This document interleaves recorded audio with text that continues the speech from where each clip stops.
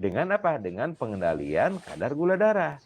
Jadi betapa pengendalian kadar gula darah ini secara syariat ya, ketika tidak dikendalikan resikonya itu memang tinggal pilih mau stroke, mau jantung. Dok, jangan begitu. Maksudnya resiko untuk terjadinya penyakit-penyakit tadi ternyata meningkat lebih dari 50%.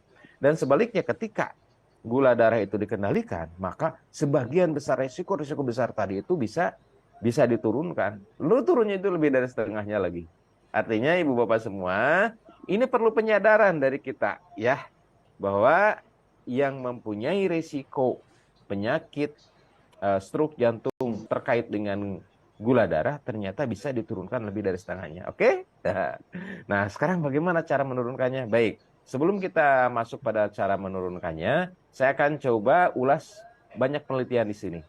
Mohon mudah-mudahan ibu bapak tidak jenuh di rumah ya. Disodori dengan angka-angka. Mudah-mudahan saya bisa menyederhanakan apa yang saya tampilkan ya. Nah, ini gambaran bagaimana cuci darah sebagian besar diakibatkan oleh diabetes, kemudian juga hipertensi. Sebagian besar penyakitnya itu ya yang menyebabkan saudara-saudara kita berbaring tiap Senin, Kamis, kemudian Selasa, Jumat, kemudian ada yang Rabu, Sabtu ya, berbaring untuk cuci darah.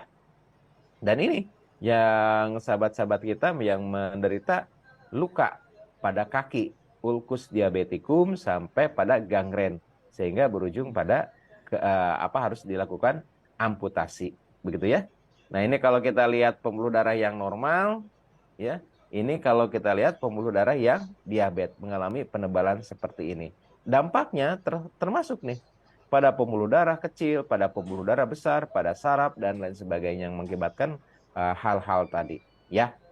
Jadi pada mata ada gangguan dari retina, pada ginjal gangguan dari pembuluh darah yang memperdarahi begitu ya, glomerulus.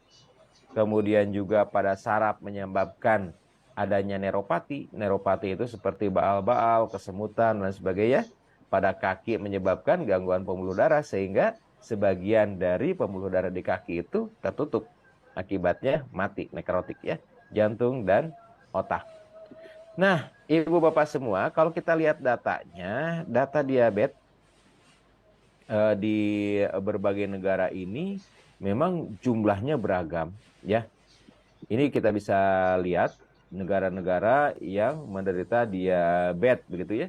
Di Amerika sendiri ada 29,3 juta yang mengalami diabetes ya.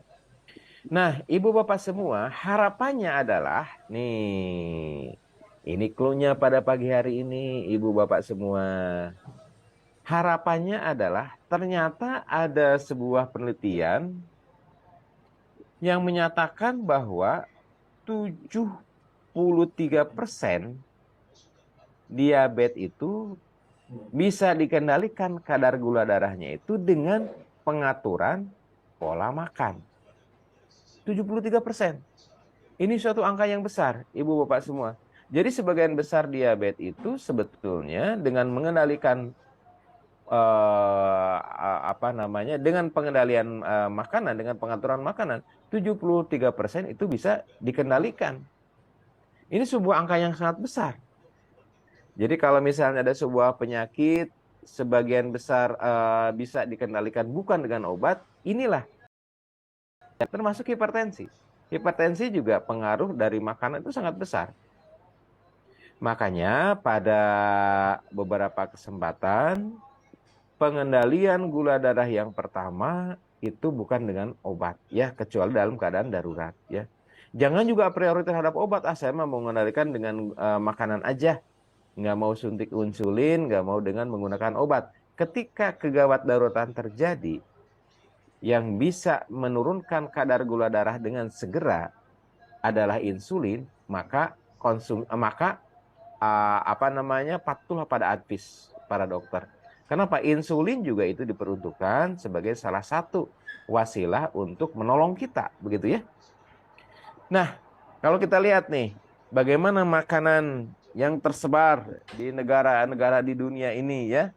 Bagaimana minuman-minuman bergula, minuman-minuman yang kekinian begitu ya. Ternyata itu adalah sebagian tinggi dengan kadar gula. Contoh, minuman yang tersebar kekinian berlabel gitu ya, teh berlabel kopi, tapi di sana itu menggunakan gula gula pasir begitu ya. Kemudian juga selain gula pasir menggunakan juga kental manis. Waduh, udah pabrik gula aja.